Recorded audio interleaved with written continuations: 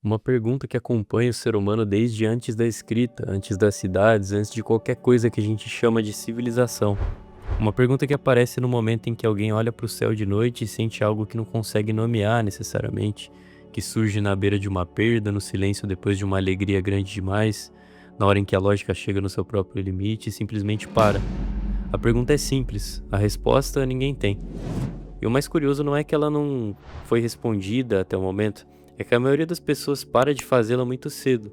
Em algum momento essa pessoa recebe uma resposta pronta, embrulhada numa tradição, numa família, numa cultura e carrega essa resposta pela vida inteira sem nunca ter de fato feito a pergunta em si. Então eu não tô aqui para dizer que essa resposta que você recebeu tá errada e também não tô aqui para destruir nada. Mas eu também não tô aqui para confirmar que o que você já acredita é verdade só para te deixar confortável. O que eu quero fazer é algo mais difícil, eu acho que mais honesto. Percorrer esse território junto com as ferramentas que a história, a filosofia e a ciência oferecem e ter a humildade de parar onde essas ferramentas param, porque elas param. E onde param é talvez o lugar mais interessante de todo esse caminho. Então vamos começar com os personagens principais, porque qualquer conversa séria sobre Deus passa inevitavelmente por figuras que a humanidade decidiu chamar de mensageiros, iluminados ou filhos do divino, Messias. E o mínimo que a gente pode fazer é olhar para eles com honestidade, nem com a devoção que dissolve o pensamento, nem com o ceticismo que recusa antes de examinar necessariamente. Jesus de Nazaré, por exemplo, é do ponto de vista histórico um dos casos mais estudados e mais disputados da antiguidade. Existe um consenso razoável entre historiadores, inclusive os não cristãos, de que ele existiu, que foi batizado por João, que reuniu seguidores e que foi crucificado sob Pôncio Pilatos.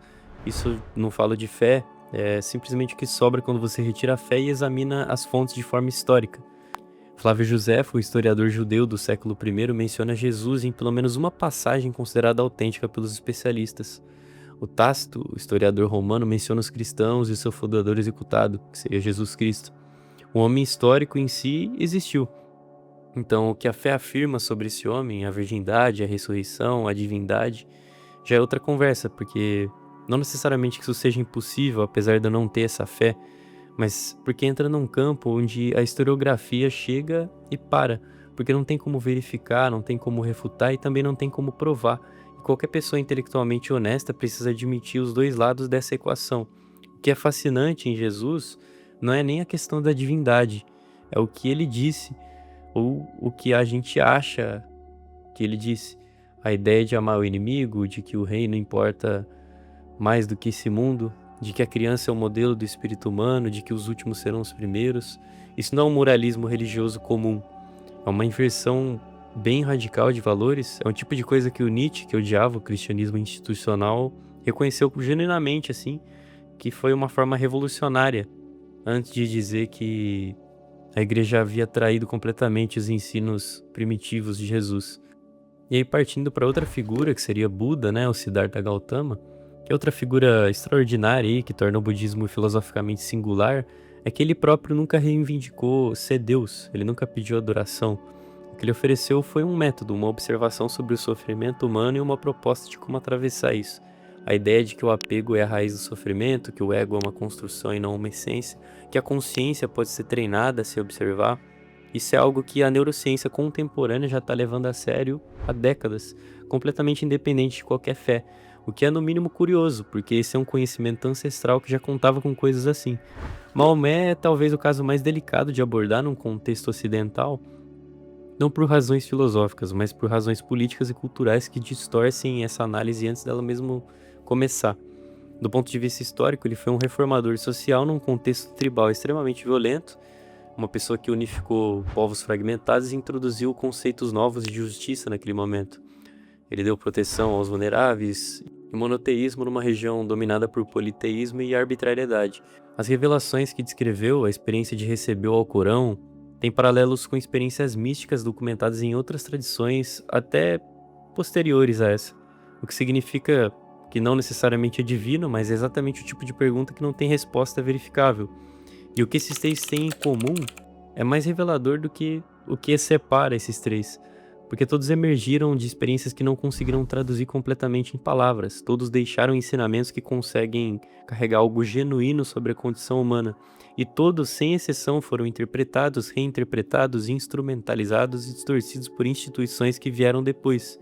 Isso não é uma acusação, é simplesmente história. E é aqui que os textos entram, porque a religião organizada não se sustenta nos personagens, ela se sustenta nos livros.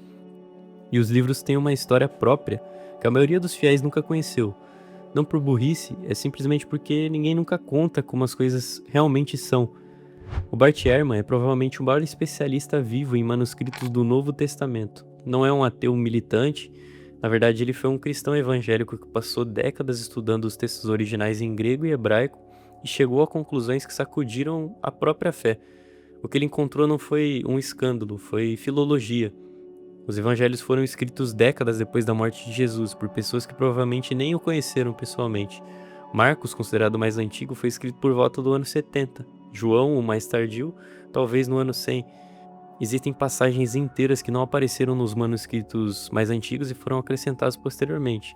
A história da mulher adúltera, por exemplo, não está nos manuscritos mais antigos do Evangelho de João. A narrativa da ressurreição tem versões contraditórias entre os 4 evangelhos, que não se reconciliam se você as coloca lado a lado.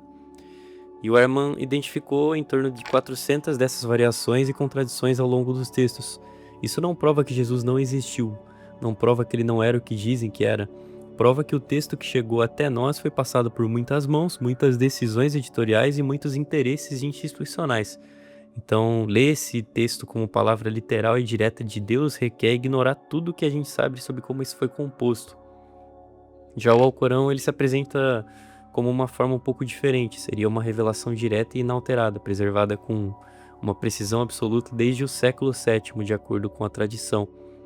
Então, a tradição de memorização e transmissão oral é genuinamente impressionante, mas o registro histórico mostra que mesmo o Alcorão passou por um processo de compilação após a morte do Maomé, sob o califa Uthman, e que versões variantes podem ter sido muito adulteradas e destruídas nesse processo.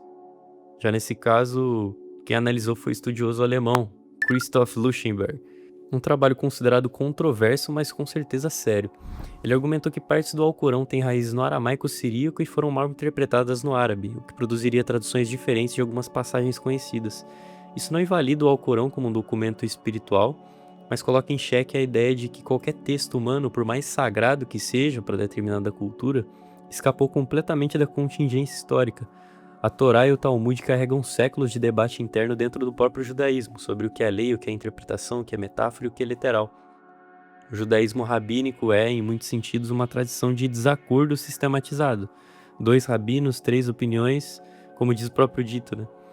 E isso acaba tendo uma beleza, de certa forma, intelectual, mas também mostra que mesmo dentro da tradição ninguém nunca teve certeza absoluta do que o texto significa. Então há passagens em todos esses livros que, lidas literalmente, produzem um desconforto real, prescrições de violência, hierarquias que humilham, distinções que excluem, e a resposta tradicional é que essas passagens precisam ser lidas no contexto histórico. E tudo bem, mas se algumas passagens precisam de contexto histórico e outras são eternas e universais, quem decide quais são quais? Essa é uma decisão humana e sempre foi. Então o que sobra? Se os textos são imperfeitos, se os mensageiros são figuras históricas extraordinárias, mas não verificáveis como divinas, se as instituições claramente acumularam poder e o usaram de formas que contradizem os próprios ensinamentos que professam, o que vai sobrar? Sobra o que sempre foi o núcleo real de todas essas tradições. Antes da institucionalização, compaixão, presença, a ideia de que existe algo maior do que o ego individual, a intuição de que tratar o outro bem não é só estratégia social, é algo que toca numa verdade mais funda sobre aquilo que somos.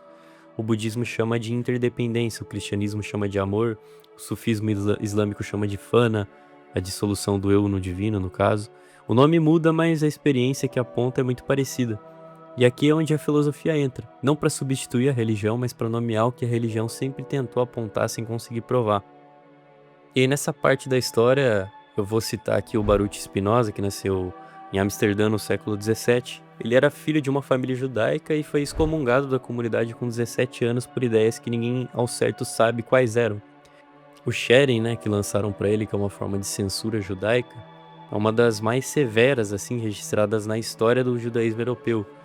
E o que ele desenvolveu depois disso foi uma filosofia que até hoje provoca tanto os religiosos quanto os ateus, porque não se encaixa em nenhum dos dois campos.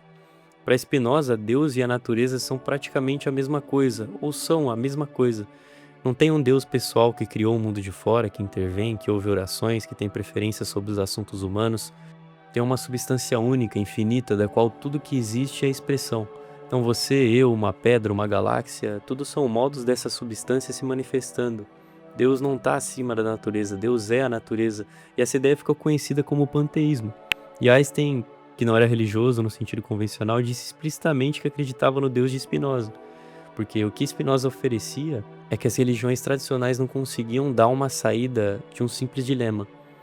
Ou tem um Deus pessoal e interventor cujas ações precisam ser justificadas diante de todo o sofrimento do mundo, ou não tem nada e o universo é indiferente e sem sentido. E o Spinoza diz que a pergunta, na essência, já está mal formulada, que o divino não é uma entidade separada que age sobre as coisas, é a própria estrutura do que existe, e que a espiritualidade em si não é uma relação com alguém lá fora, mas um certo modo de se relacionar com um todo do qual você mesmo faz parte. Então há uma camada ainda mais funda, e essa é talvez a mais difícil de articular sem escorregar para a linguagem mística vaga, que é a questão da consciência. A ciência faz coisas extraordinárias, mapeia o cérebro com precisão crescente, identifica os correlatos neurais de emoções, memórias, decisões e muitos afins. Consegue prever comportamento, explicar mecanismos, tratar doenças, mas tem uma coisa que a neurociência ainda não conseguiu fazer, e os filósofos da mente são os primeiros a admitir isso. Ela não consegue explicar o porquê existe experiência subjetiva. O David Chalmers, ele chamou isso de o problema difícil da consciência. Não é difícil no sentido de complicado, é difícil no sentido de que pode ser fundamentalmente diferente de qualquer outro problema científico. Você pode mapear cada neurônio disparando quando vê uma cor vermelha, por exemplo, mas você não consegue explicar por que existe algo que é ser essa pessoa vendo o vermelho. Por que não é tudo só processamento no escuro, sem nenhuma experiência de dentro?